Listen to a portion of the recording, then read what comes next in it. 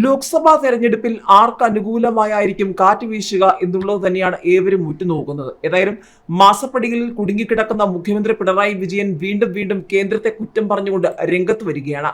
CPM-ന് ചോദ്യങ്ങൾ അവിടം കൊണ്ടും തീർന്നില്ല. തോമസ് ഐസക്കിന് വരണാധികാരിയുടെ താക്കീത്, സർക്കാർ പരിപാടികളിൽ പങ്കെടുക്കരുതെന്ന് നിർദ്ദേശം. ഇതിനിടെ അക്കൗണ്ട് വിവരങ്ങൾ നൽകി പന്ന്യൻ രവീന്ദ്രന്റെ നീക്കം, സാമ്പത്തികമായി തകർക്കാൻ BJP ശ്രമമെന്ന സുനിൽകുമാറിന്റെ ആരോപണം. ചോദ്യങ്ങൾ ഉയർന്നു വരിക തന്നെയാണ്.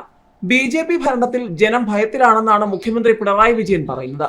ലോക്സഭാ തെരഞ്ഞെടുപ്പിനോടനുബന്ധിച്ച് മുഖ്യമന്ത്രിയുടെ മണ്ഡല പര്യടനം നടക്കുന്ന തിരുവനന്തപുരം ലോക്സഭാ മണ്ഡലത്തിലെ നെയ്യാറ്റിൻകരയിൽ പൊതുസമ്മേളനത്തിലാണ് മുഖ്യമന്ത്രി ഇങ്ങനെ പറഞ്ഞത്. നരേന്ദ്രമോദി സർക്കാർ രാജ്യത്തെയാകെ തകർക്കാനുള്ള നീക്കം നടത്തുകയാണ്. അതിനു മുന്നിൽ നിസ്സംഗത പാലിക്കാൻ പാടില്ലെന്ന് ജനങ്ങൾ തിരിച്ചറിയുന്നുണ്ട്. ഇന്ത്യയിൽ ജനാധിപത്യം ഉണ്ടോ എന്ന സംശയമാണ്. മതനിരപേക്ഷത സംരക്ഷിക്കപ്പെടണം. കേരളത്തിൽ ജയിച്ചു വരാൻ കഴിയുന്ന ഒരു ശക്തിയല്ല BJP. അടിയന്തരാവസ്ഥ കഴിഞ്ഞ 1977 തെരഞ്ഞെടുപ്പിൽ കോൺഗ്രസിനുണ്ടായ അതേ തിരിച്ചടി ഇത്തവണ BJPക്ക് ലഭിക്കുമെന്നാണ് മുഖ്യമന്ത്രി പറയുന്നത്. ഇതിനിടെയാണ് തോമസ് ഐസക്കിന് വീണ്ടും ചോദ്യങ്ങൾ. പത്തനംതിട്ടയിലെ LDF സ്ഥാനാർത്ഥി തോമസ് ഐസക്കിന് ജില്ലാ വരണാധികാരിയുടെ താക്കീത്.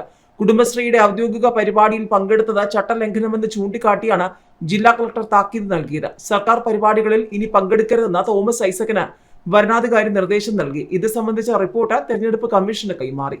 സ്ഥാനാർത്ഥി ചട്ടലംഘനം നടത്തിയെന്ന് ആരോപിച്ച് UDF ആണ് പത്തനംതിട്ട ജില്ലാ കളക്ടർ S പ്രേംകൃഷ്ണന് പരാതി നൽകിയത്. സ്ഥാനാർത്ഥി സർക്കാർ സംവിധാനങ്ങളെ പ്രചാരണത്തിന് ഉപയോഗിക്കുന്നുവെന്നായിരുന്നു ആരോപണം. ഇതിനിടെ ലോക്സഭാ തെരഞ്ഞെടുപ്പ് പ്രചാരണം കൊഴുത്തതോടെ പണമില്ലാതെ തങ്ങൾ പ്രതിസന്ധിയിലായെന്ന ത്രികോണ മത്സരം നടക്കുന്ന തിരുവനന്തപുരം, തൃശൂർ മണ്ഡലങ്ങളിലെ CPI സ്ഥാനാർത്ഥികളായ പന്ന്യൻ രവീന്ദ്രനും VS സുനിൽകുമാറും കോൺഗ്രസിന് പിന്നാലെ പ്രചാരണത്തിന് പണമില്ലെന്ന് തുറന്നു പറയുകയാണ് CPI-യും.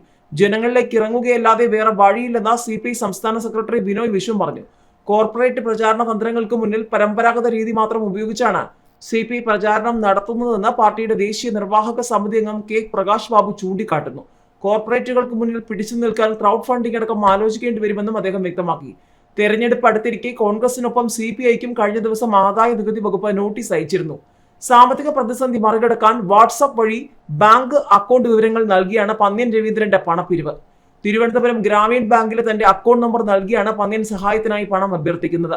സുഹൃത്തുക്കൾക്ക് മാത്രം അയച്ചു നൽകി പണം പിരിക്കാനാണ് പന്ന്യൻ ഉദ്ദേശിച്ചത്. എന്നാൽ സുഹൃത്തുക്കൾ ഇത് ഷെയർ ചെയ്യാൻ തുടങ്ങിയതോടെ അഭ്യർത്ഥന വോട്ടർമാരിലേക്കും എത്തി. ചിലർ 1000 രൂപ വീതം അയച്ചു നൽകുന്നുണ്ടെന്നും സുഹൃത്തുക്കൾക്കിടയിൽ മാത്രം പിരിവ് നടത്താനാണ് ഉദ്ദേശിച്ചിരുന്നതെന്നും പന്ന്യൻ രവീന്ദ്രൻ പിന്നീട് മാധ്യമങ്ങളിലൂടെ വ്യക്തമാക്കി.